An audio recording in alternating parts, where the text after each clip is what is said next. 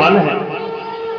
भगवान ने कहा ऐसा नहीं हो सकता, स्वामी और सेवक का युद्ध होना मर्यादा के अनुकूल नहीं है, परंतु तुम्हारी इस इच्छा को मैं अवश्य पूर्ण करूंगा। इसलिए भगवान ने आज जामवंत जी के साथ युद्ध किया। जामवंत जी मणि गोविंद को समर्पित करते हुए बोले कि प्रभु, मणि ही क्या, मेरी पुत्री को भी आप स्वीकार करो। मैं तो अब एकांत में आपका भजन करूंगा। जामवंत के हाथ पर मणि रखकर श्री कृष्ण को जामवंती दे दी। भगवान जामवंती जी को लेकर आते हैं और सत्राजीत को मणि वापस कर दी। अब सत्राजीत को रात भर नींद नहीं आती। मैंने अपने द्वारकानाथ को कलंकित कर दिया, कितना बड़ा अपराध किया।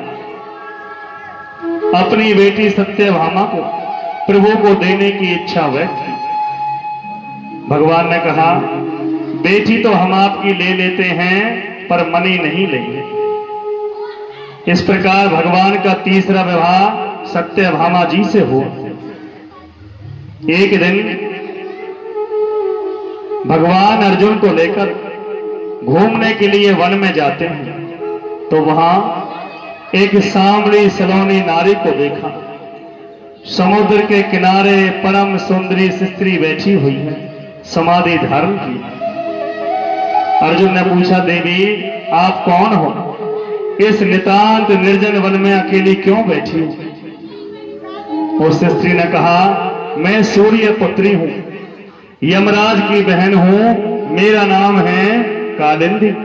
अहम देवस्य सवितुर दोहितापति मिच्छति, विष्णु वरेण्या वरदम तपै परम मास्तिता। श्री कृष्ण को पति रूप में वर्ण करने के लिए मैं तपस्या करती हूं।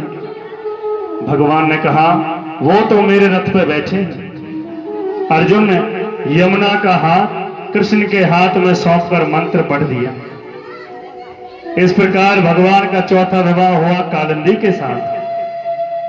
विंद और अरविंद नाम के दो राजा भाई हैं।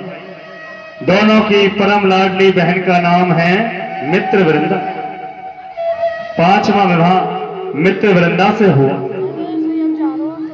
नग्नजीत नाम के राजा हैं, जिनके यहाँ 7 बैल हैं और 7 ही बैल बड़े पराक्रमी हैं। राजा ने कहा, जो इन 7 बैलों की नाक में एक बार में नकेल डाल देगा, उसी के साथ मैं अपनी पुत्री का विवाह करूंगा। भगवानियों को उसने बंदी बनाया। भगवान सत्यभामा को अपने साथ लेकर जाते हैं और भगवान कृष्ण और भौमासुर में बड़ा भयंकर युद्ध होता है। भौमासुर भगवान के हाथों मारा गया। आज भगवान ने भौमासुर के कारागृह में प्रवेश किया तो कारागार में 16,100 राजकुमारियों को देखा। भगवान के नेत्र सजल हो गए। भगवान ने उन राजकुमारियों से कहा, तुमने मन में कोई संकल्प विचार, मैं आप सबको अपनी पत्नी के रूप में स्वीकार करता हूं। आज भगवान 16,100 राजकुमारियों के साथ एक ही मंडप में विवाह कर दिया। भगवान वापस द्वारका आ जाते हैं। बड़ा ही सुंदर परिवार है। भगवान के बड़े पुत्र का नाम है प्रद्युम्न। प्रद्युम्न के 2 विवाह हुए।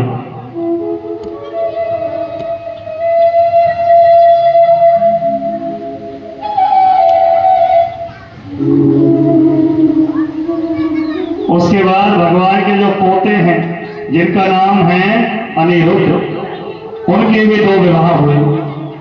एक विवाह तो रुक्मिणी की पोती के संग हुआ और दूसरा विवाह बानासुर की पुत्री उषा के संग हुआ। बानासुर की पुत्री उषा ने स्वप्न में प्रद्युम्न नंदन अनिरुद्ध को देख लिया था। परिणाम ये हुआ अपनी सहेली चित्रलेखा जो बड़ी योगिनी थी उसको बताया। वो रात्रि में ही द्वारका गई और सोते हुए भगवान के पौत्र अनिरुद्ध को चुरा कर ले आई। भगवान को नारद जी के द्वारा पता चला। बानासुर को बोले हमारा पौत्र हमें लौटा दो। बानासुर से युद्ध छिड़ गया। शंकर जी उसकी सहायता के लिए आ गए, जिसका परिणाम ये हुआ श्री कृष्ण और भगवान भोलेनाथ में बड़ा भयंकर युद्ध हुआ। अंत में सबने भगवान से प्रार्थना की और बानासुर की पुत्री का अनिरुद्ध से विवाह करके वापस द्वारका भेज दी। इधर एक राजा हुए हैं पौंड्रक।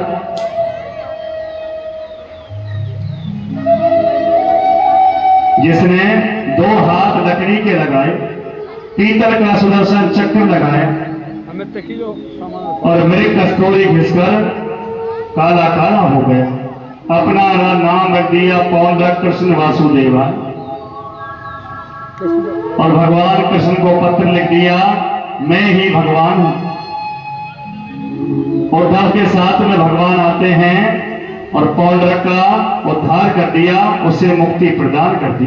सामान रखवा दो क्योंकि भगवान ने सोचा ये मेरा रूप धारण करते समय मेरी याद तो करता ही होगा और जो याद करता है उसे तो मुक्ति देनी ही होती।